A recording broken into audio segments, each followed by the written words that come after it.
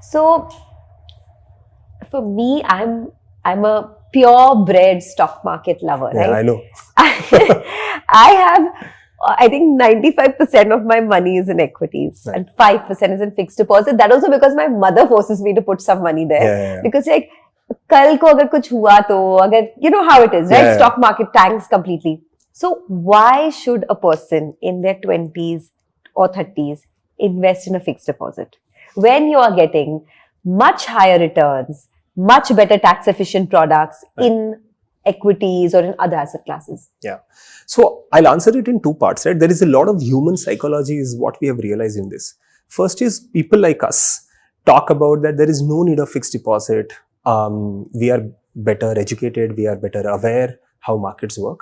So I'll start with my first salary into equity. But if you double down, you'll realize that a lot of people like this are not the first time rich. They have their family, their parents' entire portfolio lies in fixed deposit. So psychologically, you always feel that if anything bad happens in my early stage, early career, there is something to rely upon. Yeah. Parents ka paisa hai, they'll back. Somebody else will back me with this. But a large generation in India is become first time rich, right? Where they have seen a very struggle time with their parents. Parents don't have so much of savings. And they don't want to go back to that time. And that's why it becomes very important to have that fixed deposit. And that's why a lot of people still do fixed deposit as part of their portfolio. So that is one, that somebody says that they don't want to do fixed deposit. There are some other rationale that you don't think top of your mind. Second is, if you think about the overall situation, right? When there are job losses happening, when there is recession, when there is war, right? Markets will tank. You lose your job. There are some COVID, there is a lot of health issues and all of that. You need money. What you do? Because all your eggs are in one basket. You will start taking out money from there. But market is already down. Yeah. A real investor actually invests at that point in time. Right? People have seen it at COVID time. And the real investor who is investing at that point in time has a great portfolio allocation.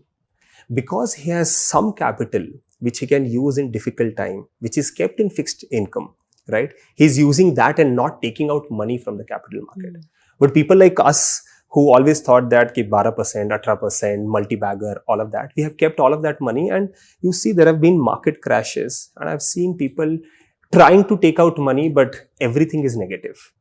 So that situation shouldn't happen, because markets will always give you great return, right? But you will have to wait and have that patience and invest at the right time.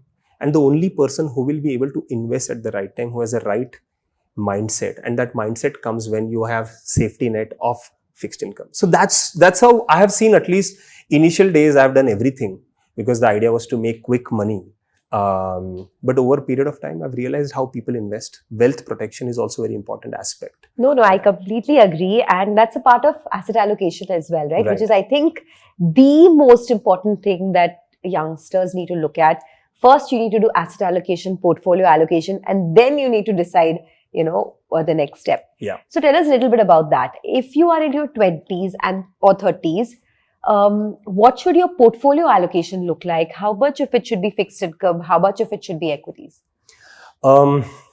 See, I think everybody says that it's very individual call and you will have to do a very individual call about this. But I feel that there are standard rules in early 20s. When you are starting with your salary, you should start 40% fixed income. You should start 60% in a mutual fund or equity capital markets kind of business. So that's a good ratio. And as your wealth grows, this 40% should keep growing. There is a very interesting product which is in the US called Vanguard. Yeah. Vanguard has a very unique product called Vanguard 2050, Vanguard 2060, Vanguard 2030.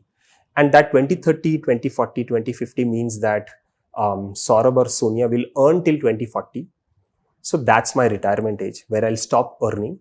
So what they do is you'll start investing from now. They'll keep increasing your debt portfolio as you reach 2030, 2040. Keep reducing your equity portfolio as part of that. But your wealth is growing. I believe that's a great strategy where you start with a 40% fixed income, 60% equity, and over a period of time, keep increasing that and around maybe 30s or late 30s, that can go up to 60 and 40, and then slowly reducing from there. Okay, interesting.